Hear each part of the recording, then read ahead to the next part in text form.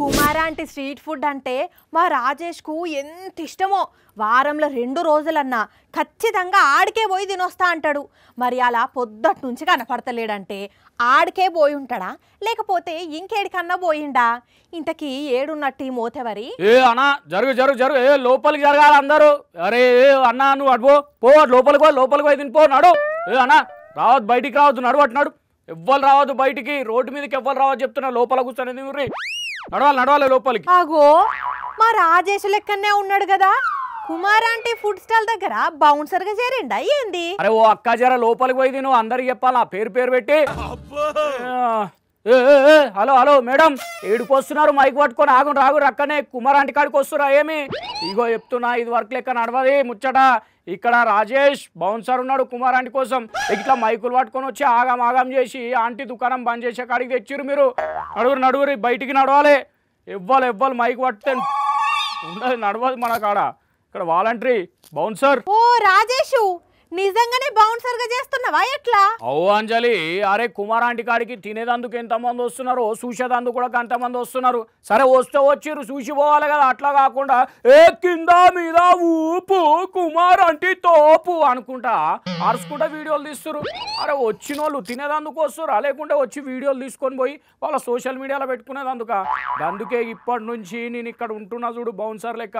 తినేటోళ్ళు మాత్రమే గడుపోవాలి, ఎవ్వరిని రానిచ్చేదే లేదు లోపల. అయినా సడన్ గా ఈ నిర్ణయం ఎందుకు తీసుకున్నావు అసలు? అరే ఎందుకంటే ఏం చెప్పాలి అంజలి, నిన్న ఏం జరిగిందో తెలియదా? ఇప్పుడు కుమారాంటి కాడికి తినేదందుకు బొచ్చాడు మంది వస్తున్నారు. ఇక ఈ చూసేటోళ్ళు కూడా వస్తున్నారు. వీళ్ళంతా అరిసేసరికి రోడ్డు మీద ట్రాఫిక్ అంతా జామ్ అయిపోయి లొల్లి బొబ్బ అయ్యేసరికి ఏమన్నారు, ఆంటీ స్టాల్ మొత్తం ఇక్కడ నుంచి తీసేయాలని చెప్పేసారు. అరే ఆంటీ ఎంత బాధపడ్డది ఇరికేనా. అందరూ అమ్ముకుంటున్నారు, మమ్మల్ని ఎందుకు దింపనివ్వట్లేదు, మమ్మల్ని ఎందుకు ఇలా చేస్తున్నారు సార్ అని అంటే సిఏ గారితో వెళ్ళి మాట్లాడండి అన్నారు. ఇప్పుడు ఫుడ్ తెచ్చాం కదా, ఇప్పుడు అమ్ముకొనివ్వండి సార్ రిక్వెస్ట్ చేసి బతిలాడాను అన్నట్టుండే. సరే అన్నారు. ఈ లోపల దింపుతున్నాము, బాబుని కొట్టి వెహికల్ తీసుకెళ్ళిపోయారు. ఇక ఈ ముచ్చట మీద ఎవ్వరకు దోసినట్టు వాళ్ళు మాట్లాడేసరికి సీఎం రేవంత్ రెడ్డి సార్ స్పందించి లేదు ఆంటీ భోజనం ఆంటీని అమ్ముకొని ఆ స్టాల్ తీయాల్సిన అవసరం లేదు అని చెప్పి సార్ చెప్పిండు. ఇక సీఎంఓ కూడా అదే ట్వీట్ చేసింది, లేదు అమ్ముకుంటుంది ఆమె భోజనం ఆమె అని చెప్పి.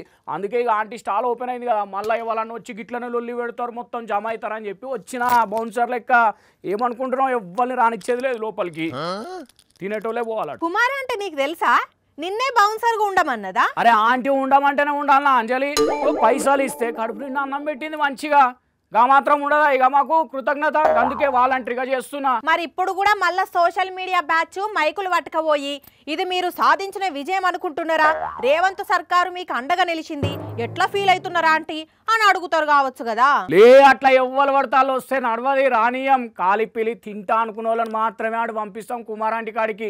మిగతా వాళ్ళు అందరూ ఇటేటు ఉండాలి, ఎవ్వరు దగ్గరికి పోయేది లేదు, మంది జమ అయ్యేది లేదు.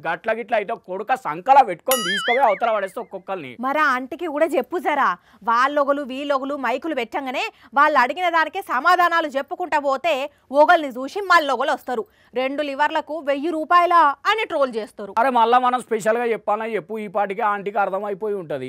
ఇక ఆమె భోజనం ఆమె అమ్ముకుంటుంది, ఎవరైనా మాట్లాడించినా కూడా మాట్లాడకపోవచ్చు. గట్టినేకి సోషల్ మీడియాలో అయ్యి రీల్స్ పెడతారు చూసినా, వచ్చి గిట్లనే హంగామా చేసేటోళ్ళు. జర వాళ్ళు కూడా సోచాయించాలి. అరే భయ్ ఇట్లాంటి వాళ్ళ దగ్గరకు వచ్చి వీడియోలు చేసి పెడితే ట్రాఫిక్ జామ్ అయ్యే పాపం ఉత్తగా ఆమె స్టాల్ తీయాల్సిన పరిస్థితి వస్తుంది.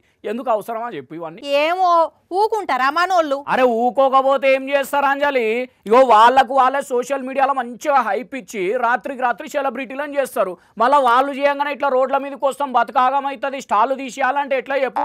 ఇగో అవన్నీ నడవ. ఇప్పటి నుంచి మంచిగా చెప్తున్నప్పుడు అర్థం చేసుకొని ఉంటేనా మంచిది, లేకపోతే ఇందాకనే చెప్పినా కదా సంకల మడత పెట్టి అంట చెప్తున్నా. పాపం స్టాల్ బంద్ పెట్టాలని పోలీసులు చెప్తే ఫస్ట్లో మస్తు పరేషాన్ కావచ్చు, కానీ ఇప్పుడు పెట్టుకోవచ్చు అని పర్మిషన్ ఇచ్చేటాలకు మస్తు ఖుషి అయి ఉంటుంది. ఇక ఇప్పటికన్నా ఆ ఇంటర్వ్యూలు బంద్ చేసి ఫుడ్ మీదనే పూర్తి స్థాయిలో నజర్ పెడితే గిరాకీ మంచిగా ఉంటుంది. అప్పుడు ఎవ్వరికి ఏ ప్రాబ్లం ఉండదు. అంతే 4 రోజులు ఇడు ఉంటాం, వెళ్ళిపోతాం, మొత్తం సెట్ అయిపోతుంది. ఇప్పుడు మన లుల్లు మాలు పడ్డది, ఎంతమంది జామ్ అయినరు, ఇప్పుడు అంతా సెట్ కాలేదా? గట్లనే ఇక గీడ కూడా 4 రోజులు ఉండాలి, అంతా సెట్ అయిపోయిన తర్వాత పోతాం. కానీ తమ్మే బయటకు వస్తున్నాం, నడు పో రోడ్డు మీదకి రావద్దు. మంచి పనే చేస్తున్నావు, కానీ ఒకసారి కుమారాంటితోని మాట్లాడిచ్చి వచ్చేటప్పుడు నాకు తలకాయ కూర పార్సల్ కట్టి మనవా? ఏంది తలకాయ కూరనా? అంజలి ఇదంతా నిజం అనుకుంటున్నావా? లే ఉత్తదే గ్రాఫిక్స్ బీజీ. ఓరిని ఏషాలో మామూలు కథలు లేవు కదా నీ దగ్గర.